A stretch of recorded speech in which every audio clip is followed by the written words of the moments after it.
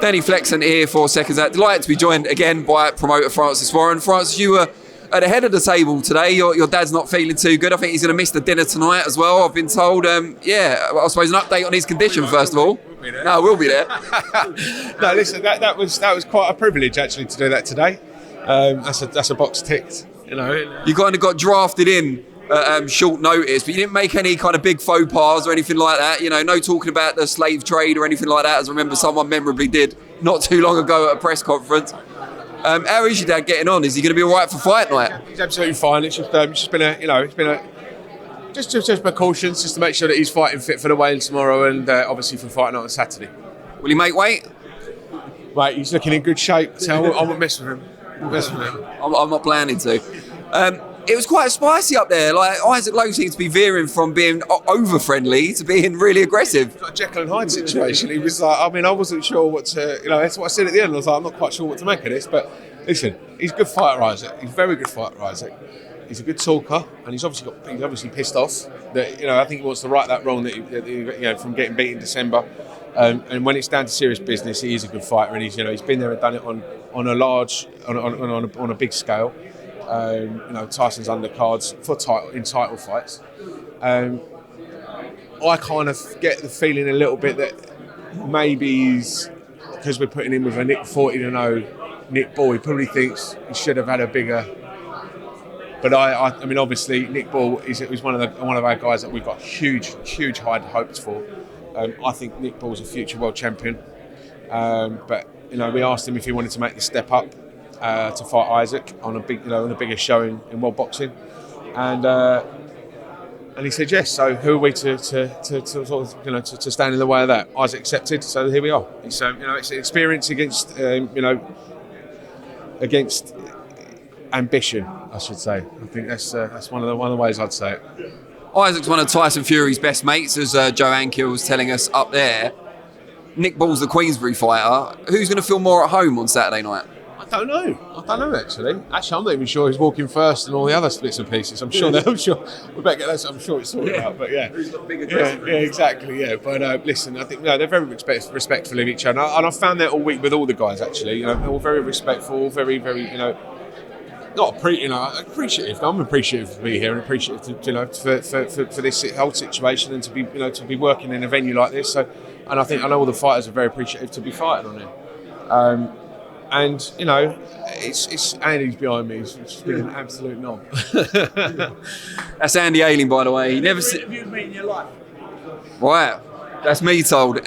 Good old Andy Ayling. If he didn't have something to complain about, he wouldn't be himself, would he? Tell me about it. But talking of mutual respect, as we've seen a lot of today, we saw it yesterday as well with Tyson Fury and DILLIAN Whyte. There was nearly a kick-off at the end, but not involving them. In fact, they were the peacemakers in the situation. What did you make of their behaviour? I thought Tyson did extremely well to calm that down. I think both guys had given such a fantastic press conference with such respect and class that if it had gone wrong at that point, especially it would have just been a real shame. There's no need to be throwing tables and swearing and shouting at each other for an event like this. It's sold. It's going to do the pay-per-view numbers. It's got national interest, international interest. It's the world champion against the interim world champion. You can't get any bigger in boxing. So there's all they've got to do is respect each other and show class, and that's exactly what they did. Hard graft's done, press is done, all the other bits and pieces are done. It's just about knuckling down, focusing, and looking to put on a good show on fight night. And that's the other thing that I want to say. Both of them have reiterated what a great fight it's going to be. They've not come out and said, I'm going to do this to you, I'm going to do that to you. I'm sure they have in the past, but this week it's very much been, this is going to be a hell of a fight. And I can only echo that. And when John Fury and Dean Whyte were kind of facing off, I couldn't see you up there. Were you in the thick of things, kind of separating them? I was in there, mate. Yeah, I was in there, getting right in the middle. Yeah. Were you worried at that point that after such a great press conference, it might kind of tarnish it because it didn't kick off, but it seemed close? It's always that, when you've got such a high charged atmosphere, there's always a risk of something kicking off and something going off. This is, it's not a tickling competition, and it's not. Obviously, you've got the fighters to consider, but obviously there is, they've got people around them that share the feeling and the experience. So it only takes one of them to have, have a misguided feeling, and it goes wrong. Fortunately, we had the two biggest guys in the room acting as bouncers yesterday, so Tyson and Dillian sorted it out for us, and it all went well, all fantastic. Who would your money have been on? Oh, that's a tough question. That's one for Triller. Not willing to commit, because you might have to bump into whoever you don't pick. Exactly. Yeah. Dillian's obviously not been happy in the past few months with how he's been treated, maybe with the purse split as well. Seems to be coming round now. But do you think he can use that as motivation, an extra kind of little thing to prompt him to take the fight to Tyson on Saturday? I think that's obviously one thing that would be, if he's pissed off about that or he's pissed off about something else, it's all about putting it in your locker and channeling it into the right place. What I'll be more pissed off about is being on, a class as mandatory challenger for nearly how many years, and seemingly not getting his position pushed in the right. That's what I would be channeling.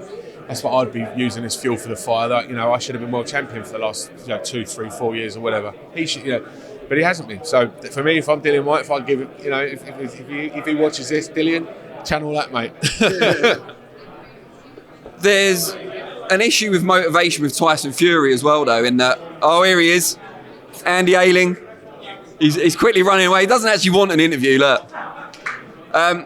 There's an issue with Tyson Fury's motivation in that he's been in such big fights. Deontay Wilder, obviously 3 times in a row, won the title against Klitschko out in Germany. Everyone wrote him off. He's a huge favourite heading into this fight. It's a big occasion, but everyone expects him to win. I think Dillian Whyte was saying, 7-1? Which is crazy, but he is. Where does Tyson find that motivation from? Is it the occasion, the legacy?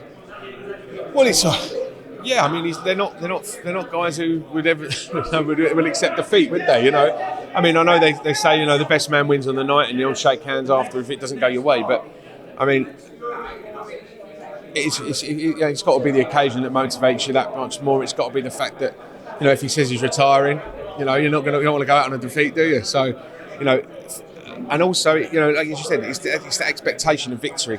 That's got to motivate you as well, because if everyone expects you to, there's nothing worse than that going the wrong. He's the world champion. He's done all that hard, and he's done such hard work to get to where he is. Not just since the start of his career, but halfway through it. Well documented issues, up and down in weight. A couple of fights here, travelling to the States, becoming the King of America. And that and he's coming home to a fight in front of 94,000 people at Wembley Stadium. What extra motivation do you need? It's about keeping that legacy going and keeping that this bandwagon going that seems to get bigger and bigger and bigger and bigger. And whatever Tyson Fury does, after boxing, whether this is the last hurrah or not, it's going to be huge. It's going to be a success. And I think that and also winning is a lot more enjoyable. Do you genuinely expect him to retire after this fight? A lot of people are sceptical about that. I'm on the fence, mate. I'm on the fence. Listen, it just depends how he feels. He's got every right to change his mind twice on Monday and 4 times on Thursday next week. It's down to him. He is in a prime position in his life and his career, and he does what he can do what he wants. Brilliant, Francis. Really appreciate it, and can't wait for Saturday night.